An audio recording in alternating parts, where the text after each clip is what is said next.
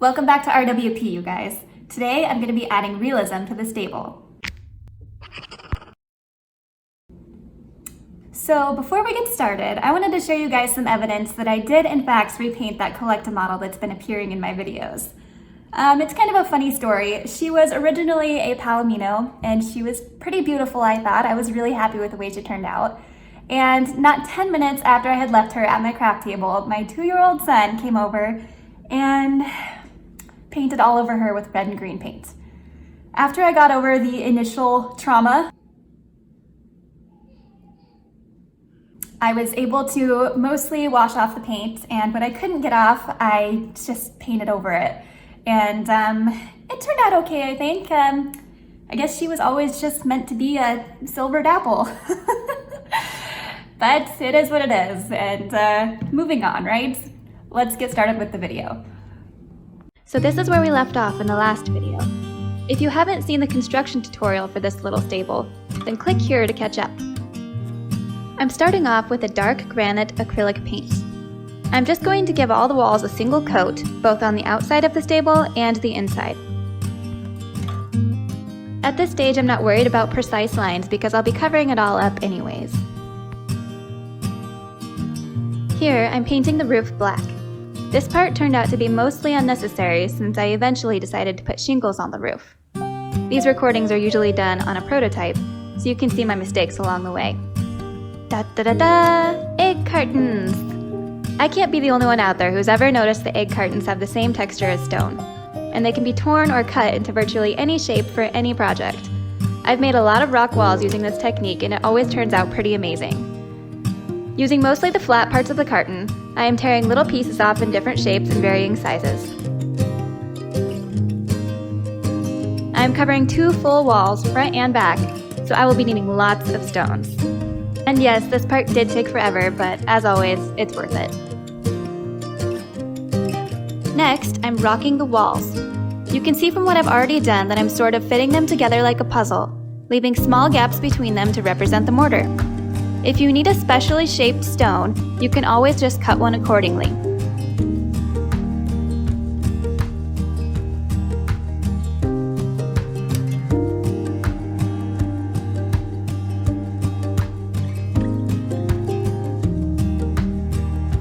To make it look like a real rock wall, I sort of wrap the stones around the corners of the walls. It rounds the edges some and really adds to the effect.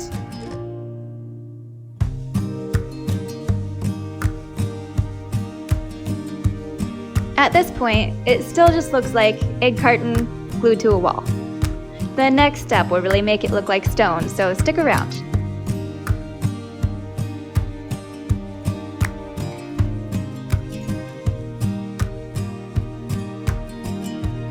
I did decide to rock the top portion of the stable as well.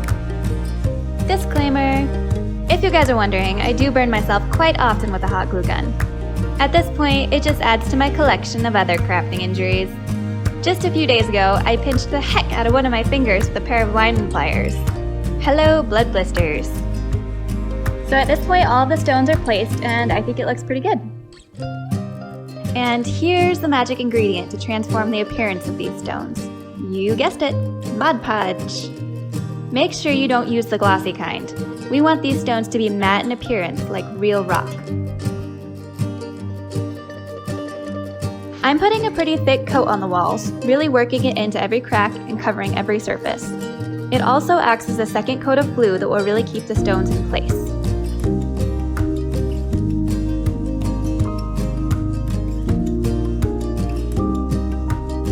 You can start to see the difference as the coating is beginning to dry.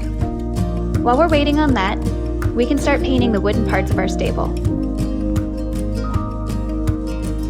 I'm mixing dark granite with dark brown. I want to start out with a really dark base color, almost black.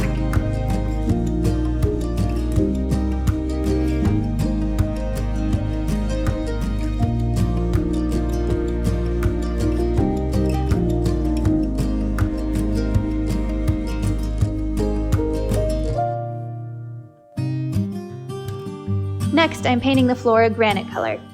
My original plan was to make it look like brushed concrete, but I wanted to try something different, so this step turned out to be unnecessary.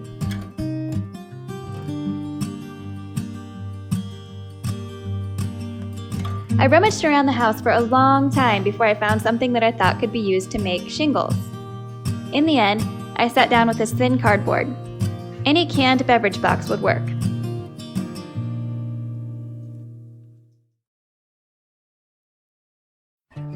I didn't cut them all evenly because I wanted them to look a little rustic. I ended up needing a lot of shingles. Then I started gluing. I made sure to overlap them just slightly and staggered them with each new row. It didn't matter at this point if some of them were hanging over the sides. Excess would be trimmed when all the shingles are glued down.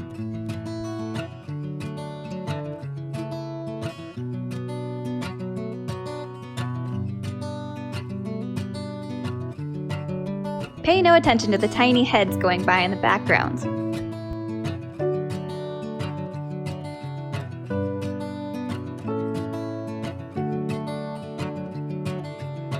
After that's all done, I decided to paint the roof black.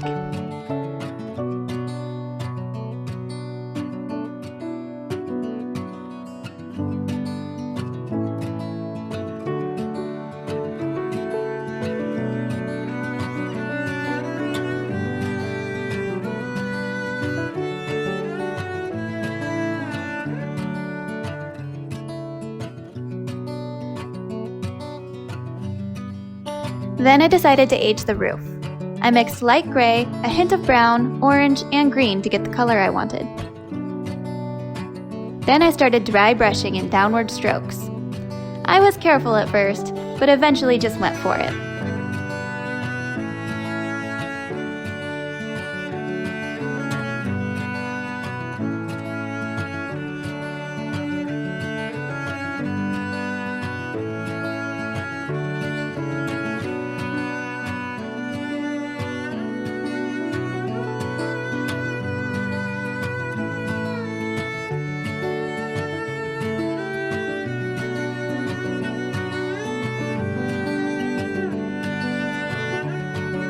Next, I'm using a mixture of green and yellow to create moss.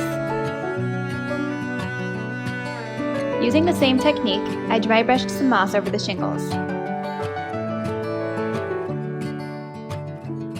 Then I followed up with orange, using a very light amount of paint to dry brush it all together.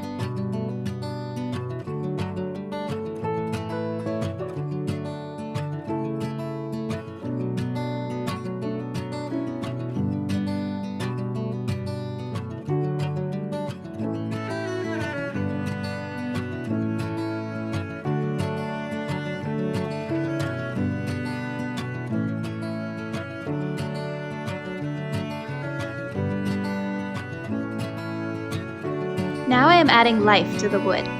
Once again, I am dry brushing to gradually build up the effects. I'm using a dark brown paint and just adding some highlights to the grain. Here you can see that I'm feathering my paintbrush over the edges of the wood. It gives it a worn appearance that I really like.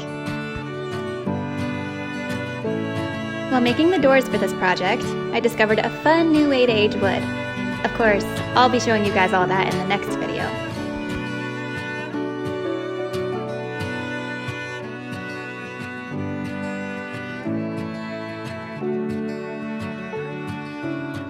After that was done, I lightened to a classic caramel color and began dry brushing in the same method, making sure to really highlight the edges of the wood, and especially places that would be touched often, such as the window, where horse necks will be hanging over.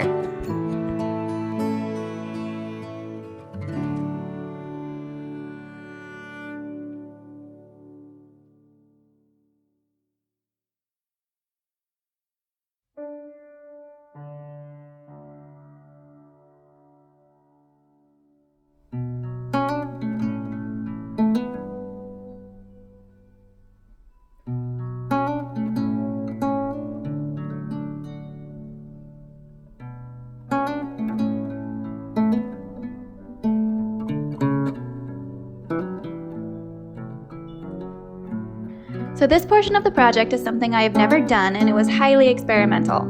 I got it in my head to make bricks for the floor using Apoxy Sculpt. Looking back, I would use a different method, but this is how the process went.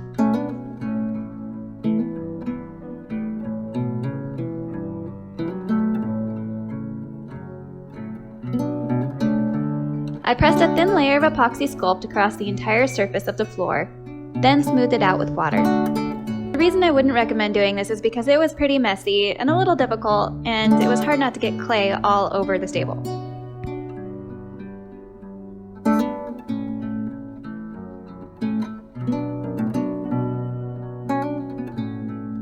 Using a couple different tools, I cut lines into the clay to mimic the pattern of bricks.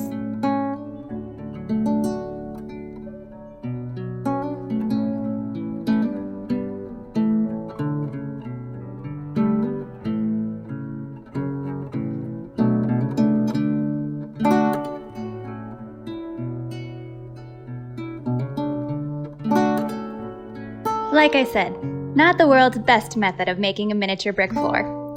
There was definitely a learning curve, and I made lots of little mistakes. But what brick floor is perfect, right? I mean, maybe it's supposed to look like it's been trampled by 1,000 hooves. Or maybe the bricklayer was an amateur. I'm just gonna roll with it.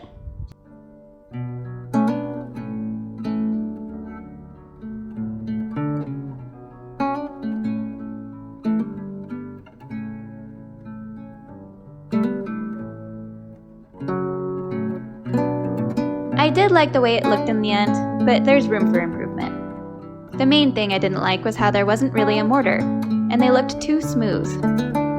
So I fixed this with wood filler, my favorite fix-all.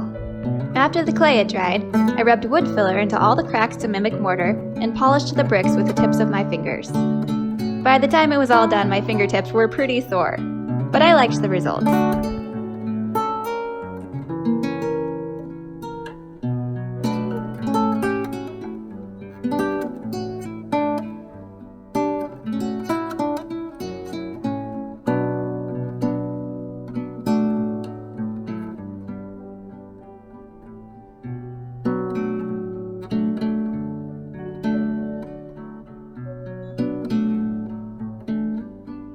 Mixing paint to make a brick color was an entirely different rodeo. I used red, gray, and orange.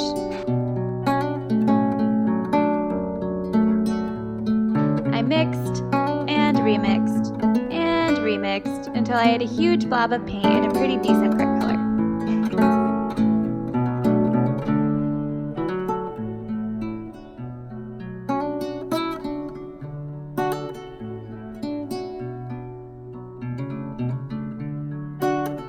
I then painted the mortar with watered white acrylic.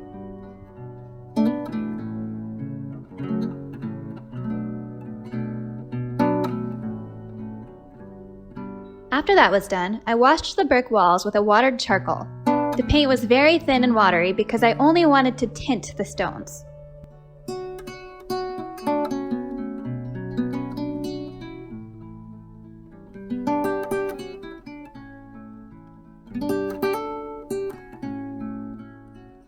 After that was all dry, I mixed up some more moss-colored paint.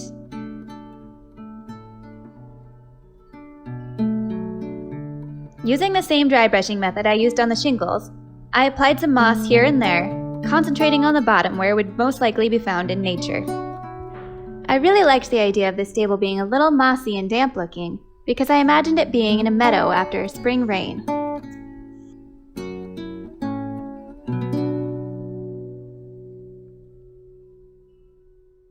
And that is it. The next video is all about making and attaching the stable doors. So subscribe to my channel and ring that bell if you want to be notified when the tutorial comes out. Thanks for watching, everybody. See you next time.